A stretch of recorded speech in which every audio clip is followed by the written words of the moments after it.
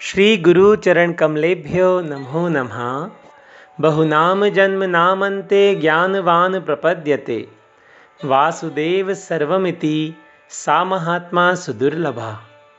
आत्मदर्शन अमृतवाणी 2131।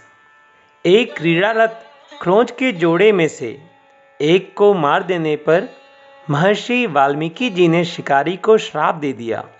इसके विपरीत किसी के बच्चे को दयावश होकर बचाने पर भरत मुनि को अगला जन्म हिरण का मिला।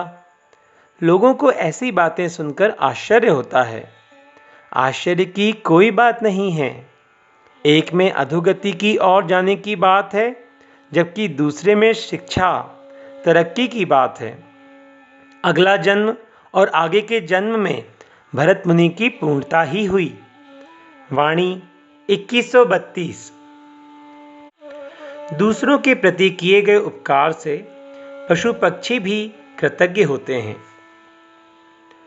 वे दूसरों की अच्छी बुरी भावना को समझने वाले हैं। सभी एक दूसरे की क्षमा भावना प्रेम को समझते हैं, आदर करते हैं।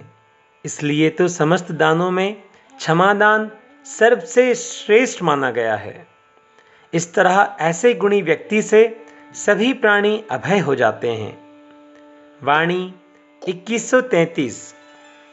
जो दूसरों को स्वतंत्र तथा निर्भय करता है, वह शनैः शनैः देवकोटि की ओर बढ़ता जाता है। कुछ लोग डर की भावना से ही अपने चारों ओर आतंक फैलाए रहते हैं, ताकि अन्य प्राणी उनसे दूर बने रहें। लेकिन आदि से अंत तक की सारी असलियत भगवान जानते हैं। इससे अपने चारों ओर शांति का वातावरण बनाए रखें। वाणी 2134। जो किसी को भी तोड़ने की कोशिश करता है, वह अपने आप तो टूटा हुआ है ही और दूसरों की स्वतंत्रता में बाधक बन रहा है। खैर, जिसका जैसा प्रारब्ध होता है उसे वैसा मिलता ही है, पर व्यर्थ दूसरा किसी के दुख का निमित्त बन जाता है और वह अपराध उसके नाम लिख जाता है। वाणी 2135।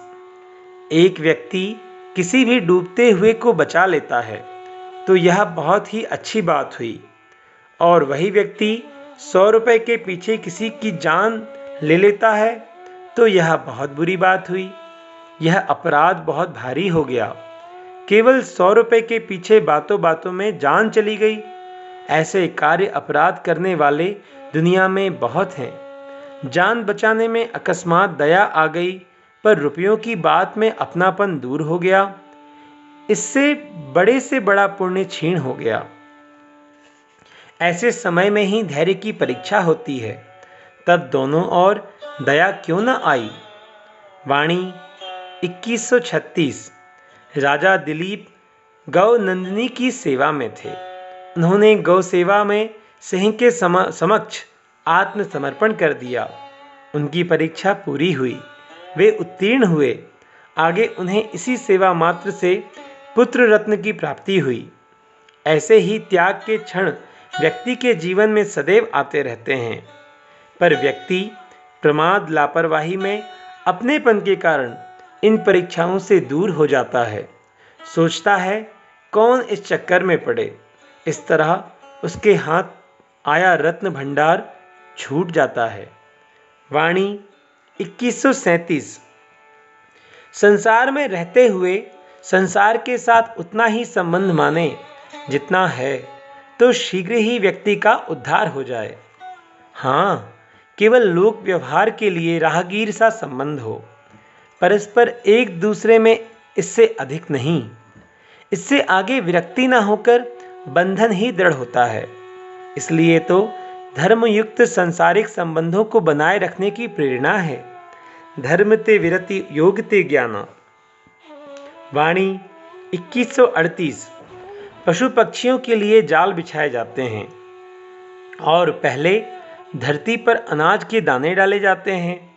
इस तरह से दोहरा धोखा, दोहरा पाप, एक के बाद एक पाप।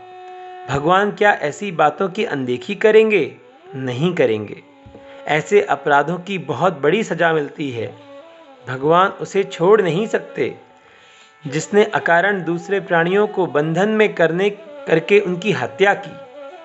वाणी 2139। व्यक्ति स्वतः के कर्म से अपराध से नीचे गिरता है। जहाँ उसे दूसरों के प्रति रहम दिल होना चाहिए, वहाँ वह अपराधी हो जाता है। अरे मनुष्यों, जागो! इतना तो मूर्ख से मूर्ख को भी ज्ञान होता है कि हमारा पाप हमको ही खा जाएगा। फिर क्या दूसरों को सताना सही है?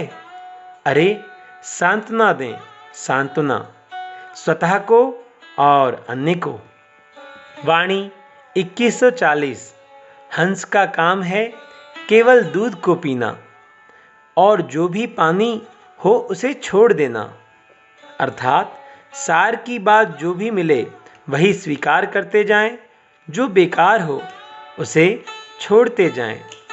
पर जहाँ दूसरों को दर्द हो सकता है, दूसरा दुखी हो सकता है, वहाँ तो हमें दया ही दिखाना है।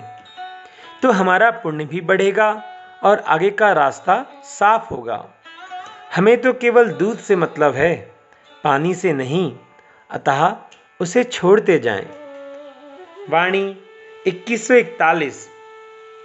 एक हिमालय में बैठा हुआ तपस्वी सारे ब्रह्मांड का हित कर रहा है। उसके द्वारा दुनिया का जितना हित हो रहा है, प्रत्यक्ष में कोई कितना करे, वह उस तपस्वी से बहुत छोटा ही रहेगा। कारण कि तपस्वी का कहीं राग द्वेष नहीं है, किसी से लेना देना नहीं है, अपितु शुद्ध उपकार ही हो रहा है उसके द्वारा। हाँ, पूर्णतः शुद्ध सात्विक उपकार। और हमारी समझ से ऐसी तपस्या के बल पर ही पृथ्वी टिकी है। वाणी 2142। जहाँ दुनिया में किसी को भी किसी तरह की हवा न लगने पाए, कोई परिचय न होने पाए और अपना काम होता रहे।